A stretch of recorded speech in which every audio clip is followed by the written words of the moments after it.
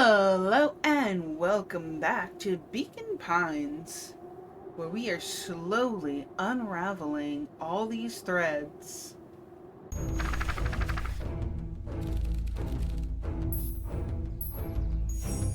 There was a malice lurking behind those eyes, like a trap ready to spring. Luca felt the weight of Nuncreed's hand on his shoulder. Something wasn't right. He didn't know why, but something was telling Luca to get out of there. I just want this all to be over. Of course, I'm sure it will all work out soon enough. I should get going. I told Roxy I'd check for Rollo at the treehouse. Luca twisted free of Nuncreed's grasp. Of course. Luca, you know your dad and I were good friends back in the day. You can come to me with anything. Anything at all. Sure, Mr. Nuncreed. Can I go back and talk to him? No. Okay. Let's go get Luca. Or, let's go get Rollo. Where is he?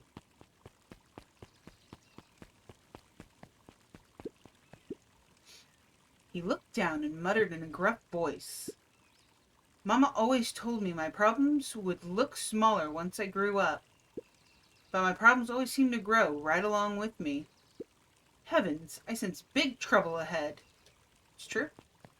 I'm gonna punch this kid in the face because he's not actually a kid, fucker. His festival decorations are a bit humdrum. Now, if I were to throw a festival, it would be a thing to behold. I agree.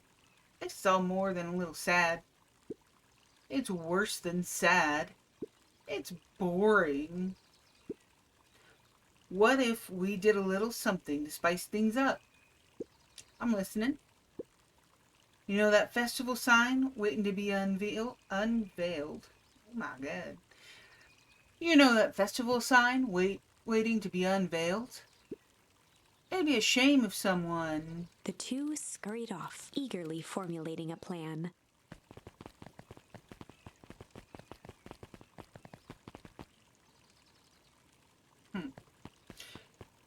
See, but now knowing what we know, why would he mess with the sign? Identify yourself, please. Nelly Mojo. I work here now. I am unable to locate you on our staff roll. Oh, I don't officially start until tomorrow. Mr. Kerr said I could come in early tonight to get a few things done. Hold, please. Clearance authorized. Thank you. Our harvest awaits.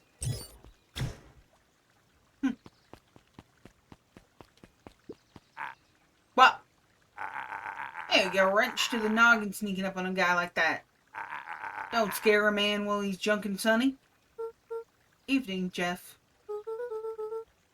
Isn't it kind of late to be junkin'? I might as well ask the same thing you. Find anything good? Yeah. Ever since Perennial Harvest moved in, even the junk is trash. You can learn a lot about a person by looking at what they throw away. With this bunch, it's all shredded paper and coffee cups. Well, I better get going. I didn't see nothing if you didn't see nothing. See what? Exactly.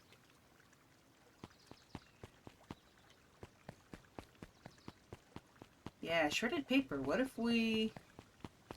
Let me look a little closer at that shredded paper.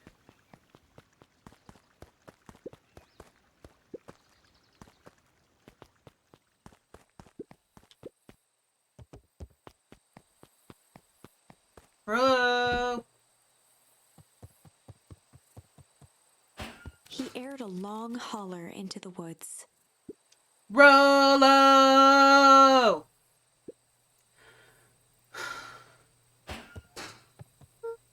Rollo, wherever you are, I hope you're okay. Luca felt his eyes getting heavy and plopped into the beanbag. He conceded to its lumpy embrace.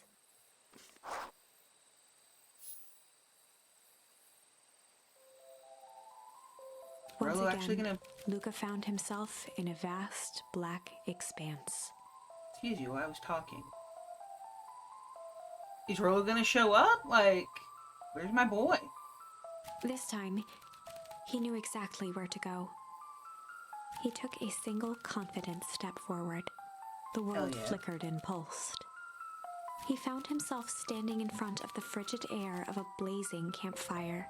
The source. He plopped down cross-legged and gazed into the cold flame, waiting. Soon enough, the fire began to die out, popping sporadically, until all that was left was a single ember. Luca stood up and dusted himself off. He plucked the glowing ember from the cold ash, examined it, and slid it into his pocket. A keepsake. The voice of his father spoke behind him. "You made me proud, Buckaroo." Luca turned to face him. "Dad, what is this place?" A warm grin grew across his father's face. "A place where everything that has been and everything that could be all wait together." Luca found himself staring at his father's face, trying as hard as he could to memorize every single detail. Wait? For what? Another voice spoke out as Luca's doppelganger stepped forward. "That's up to you." Without knowing why, Luca began to weep. Is any of this real? Are you real?" Luca's father bent down to smudge away a tear. "Of course. I'm as real as the part of you that misses me." Luca turned to look at the older version of himself. "And you?" The doppelganger choked back tears. "I'm as real as the part of you that's angry he's gone." Does that make sense? Through his tears, Luca laughed. "I think so." His father pulled him in for an embrace. "Time to go, Buckaroo." Luca was startled from his dream by a banging on the floor. Are you in there? A commanding voice rumbled from below. Just as Luca sprang to lock the entry hatch, the door knocked open. Oh, shit. Chapter 5. Dangers big and small. Luca stumbled back. He heard the rope ladder creak under significant weight. Keeping his eyes fixed on the hatch, he inched backward to the balcony. As his hand grasped the door handle, Luca froze. A large figure clumsily wriggled up through the hole.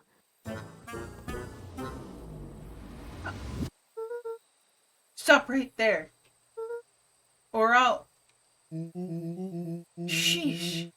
I know it's dark and all, but I figured you recognize me. Who are you? The large figure cocked its head inquisitively. Stop now or I'll clobber you with this baseball bat. Whoa, whoa, whoa! Take it easy. Luca, you need to get your eyes checked. It's me, Rollo. Nice try. But I know you aren't Rollo. You're like one of his random uncles or something. Where is he? Uncle? Luca, quit messing around. It's me. If it's really you, prove it. Flaming chicken coop, Luca. Luca's jaw dropped. He peered more closely at the man standing in front of him. Something about him was undeniably Rollo. Only bigger, older, changed. How? What happened to you? When I was running away, I ran into more people in those yellow suits. They grabbed me and dragged me away.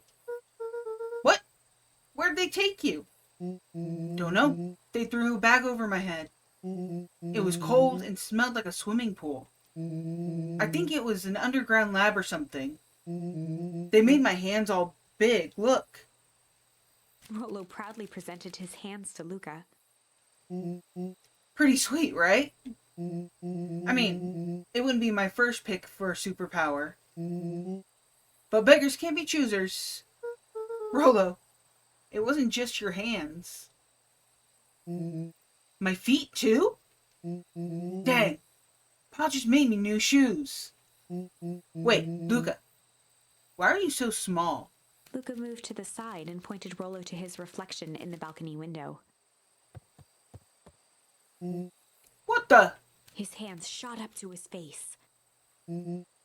Holy Toledo! Rollo, what did they do to you?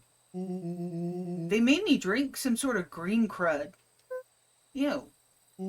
Actually, it wasn't too bad. It kind of tastes like licorice. I passed out and I woke up like this. And then I sort of smashed open my cage and escaped. Whoa! You smashed open a cage? Kinda. At least I think I did. It's all a big bit of a blur. They had you in a cage? Who are these people? I don't know who did this to you, but we're gonna fix it. Fix it? That's awesome! Well, I'm just glad you're safe now. Luca, you don't need to worry about me. Sure, I got snatched, but look at it this way. I got snatched, I know where snatched people go. We may finally have a lead on what happened to your family. Maybe you're right, but this seems dangerous. Danger? Ha! Rollo shadowboxed a few jabs. I'll take them all on. Hey fellas, what's up? With a yelp, Rollo dove behind Luca. Rollo, that's not gonna work. You're like twice his size now. Ah! Take cover! Did I come at a bad time? Who the heck are you? This is Beck. Sorry. Something truly bizarre just happened. I need help. I didn't know where else to go. So, you're just hanging out here with your large adult friend? No. This is my buddy Rollo. This is your missing friend? One and the same. He seems a little old. I'll have you know, this is a recent development. What the heck does that mean?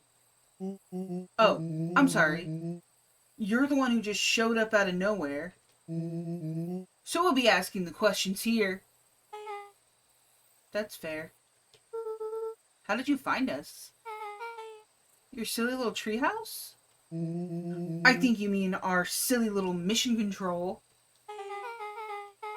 I hate to break it to you, but your secret path isn't so secret. And I could hear your racket from a mile away. See, Luca? This is why we need improved security around here. Not now, Rollo. Beck, you said something bizarre happened? Yeah, but... She shot a nervous glance at Rollo. Anything you can say around me, you can say around Rollo. This has been a weird day all around, hasn't it? Yep. Beck's eyes narrowed. Okay, so it all started when I made it back home. My first order of business was to try and salvage my hair. So I dyed it with some stuff from the chemistry set my mom gave me.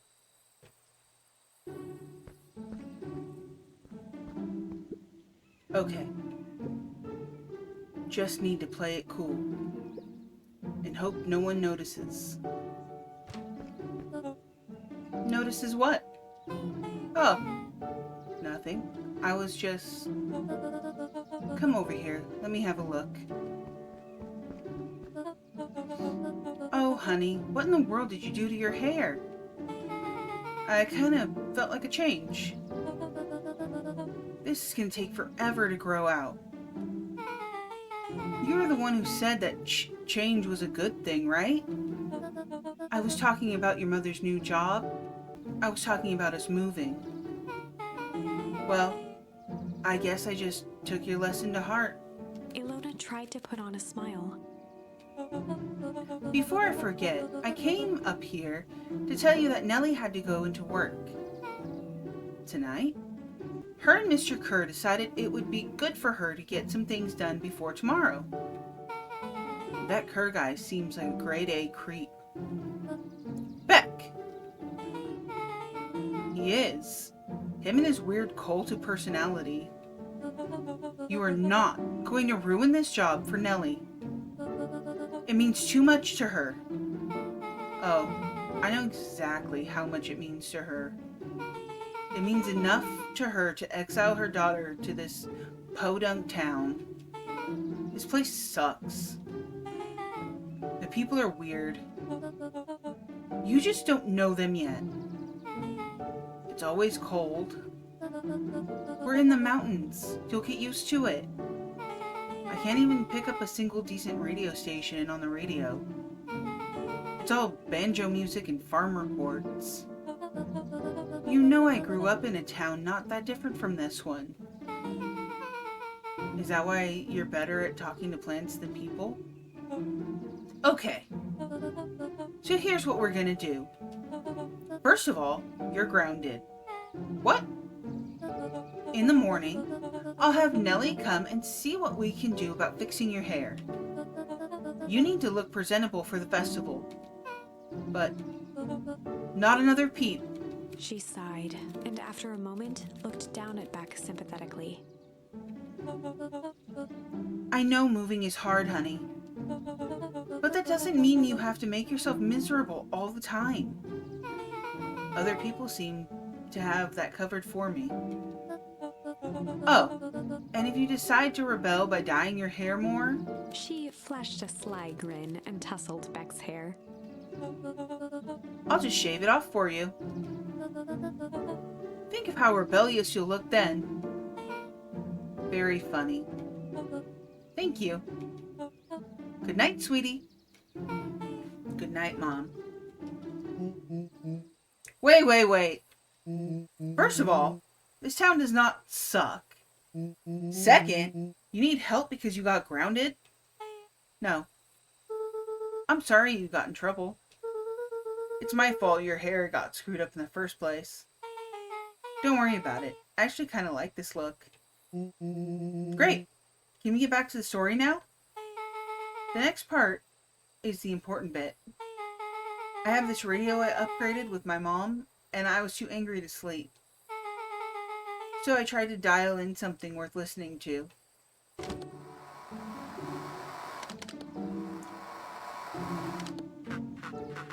Mr. Kerr, are you there? Mr. Kerr. Yes, I'm busy. What is it? Apologies. I have the founder on the line. Patch him through immediately. One moment. Hello, sir. It's so nice to hear from you. Skip the pleasantries. What's your report on our new lead research of deep engineering? Nellie Modwell seems to be integrating nicely. At this very moment, she's working to help us meet our deadline. She offered to work overtime before I even had the chance to suggest it. Excellent. And you have faith that she's capable of finishing the work left by her predecessor? Her work must be complete before the festival. I will make sure she stays day and night until it's accomplished. Good. You know how I feel about loose ends. Yes, sir. Once she's finished the work, we need to make a demonstration regarding her long-term prospects in the company. Immediately, sir? I usually have more time to fully bring people into the fold. We are in the endgame, Bill. After your failures with Dr. Prescott, I can't afford to take any risks. Of course, sir. No loose ends, sir. Once she finishes the work, she will either leave the office completely committed to perennial harvest, or she won't leave at all. Perfect. Sir, if I may suggest, maybe we should delay just for a bit. Oh?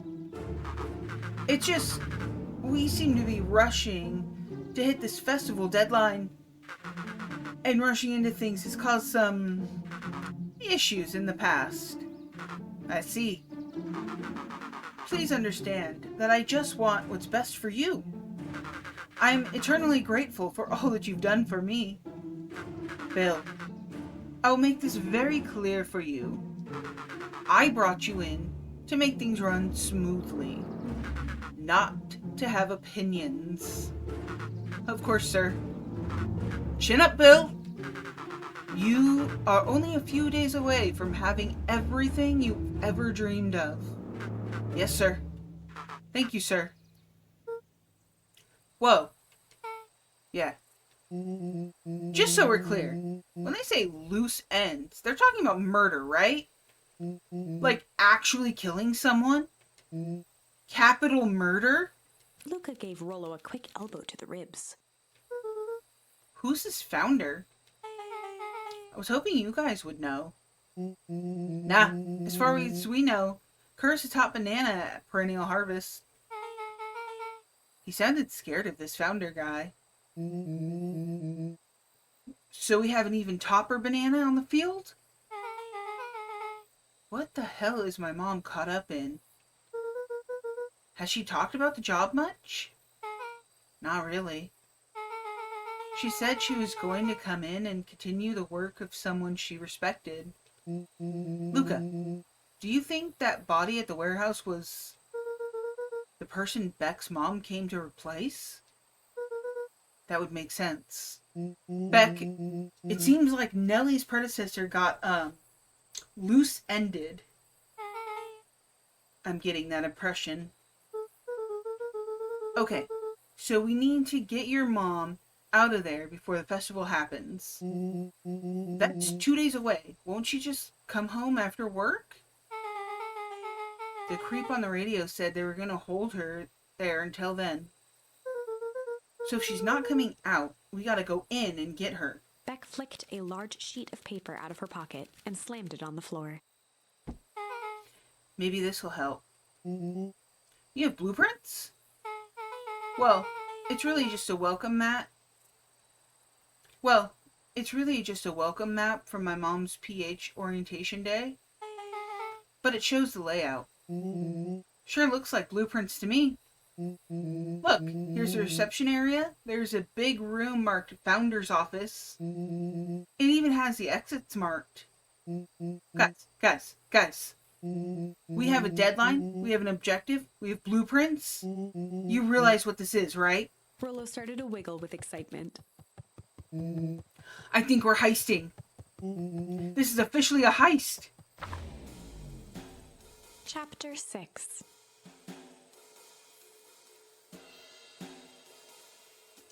Alrighty, I think we'll leave it there for today. Like this video if you liked it. Subscribe to go on a heist. Check out my Patreon. And stay safe out there. I will see you in the next one. Bye!